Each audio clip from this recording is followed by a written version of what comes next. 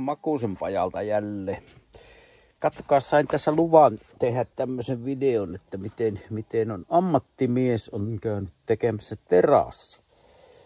No, aloitetaanpas nyt ensin rappusen teosta.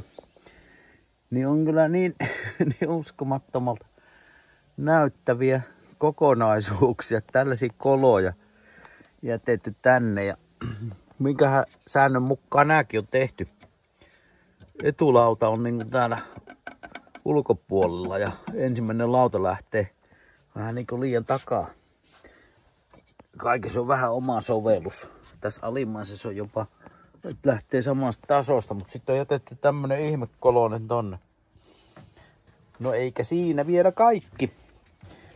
Täällä on tällaisia erikoisuuksia, niin kuin tässä. Siihen on jätetty tommoset, onkohan mitta heittänyt vai mikä? Tai sitten jotain muuta on heittänyt. Ja täällä on sitten aika huikea suoritus tää. Sitten on jätetty tää tolppa näin korkeaksi. Sitten on tehty tähän tämmönen hässäkkä. Ja mitenhän nää kaiteetkin, niin on se aika erikoinen kokonaisuus. Täälläkin fosipotti luottaa sähköä. Joo, sitten on nää jiirit. Jiirit, yksi tää laatikko. Tää piti olla konehuone, missä on tän uima-altaan härvelit, niin on kyllä jiirit tehty viimeisen päälle, niin kuin tässäkin. Lauvat on jäänyt vähän lyhkäiseksi. Kaikista nurkissa sama juttu. Tai sitten yleensähän siihen, jos tämmönen hölmöys tulee, niin laitetaan molemmin puoli noin niinku tommoset, miksikä niitä vuorilauvoiksi sanotaan, niin semmonen systeemi. Ja sitten täällä on mielenkiintoinen täällä ulkopuolella, kun katsotaan. Täällä on kans tää jiiri. Aivan hirveä. Millähän nää on kanivissiin jyrsinyt nää lauvat poikki. Mut tää on hyvä tää. Miten on suora. Tästä on tehty tämmönen kaareva kokonaisuus. Ja sitten tolpat täällä alla, niin on aika erikoinen ratkaisu. On nimittäin, en tiedä miten tästä näkyy, mutta täällä on niinku ensinnäkin kallion päälle pantu sora, joka jo on, niinku näkyy, että on lähtenyt liikenteeseen sateessa. Niin siellä on sitten betonilaattoja, niin 2, 4, 8 kappaletta isoja, 2 pienempää, sitten on 2 vielä pienempää, sitten on 1 iso ja sitten on laitettu 1 paksumpi, eikö siinä on 1 kruunu näköjään.